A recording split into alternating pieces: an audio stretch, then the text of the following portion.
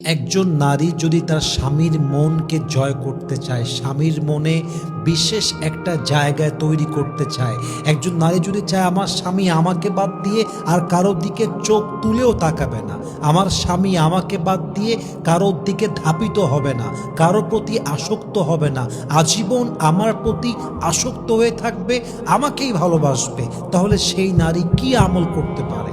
কোন আমলটা করলে তার স্বামী তাকে আজীবন ভালোবাসবে? প্রথম আমল, যদি একজন নারী তার স্বামীর মনকে জয় করতে চায়, প্রথম আমলটা হচ্ছে, প্রিয় বোন আমার, আপনি আপনার স্বামীর জন্য মানসিক শান্তির কারণ হয়ে যান।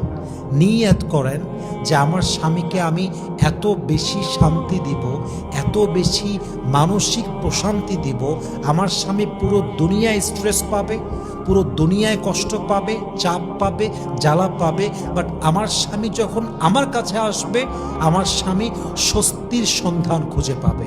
আমার স্বামী আমাকে দেখলেই, আমার স্বামী আমাকে দেখার সঙ্গে সঙ্গেই তার মনে একটা প্রশান্তির ছোঁয়া অনুভব হবে। আপনি যদি আপনার স্বামীর জন্য তার মানসিক শান্তির কারণ হতে পারেন, দেখবেন আপনার স্বামী আপনাকে মন প্রাণ উজাড় করে ভালোবাসবে। ঠিক কিনা বলেন?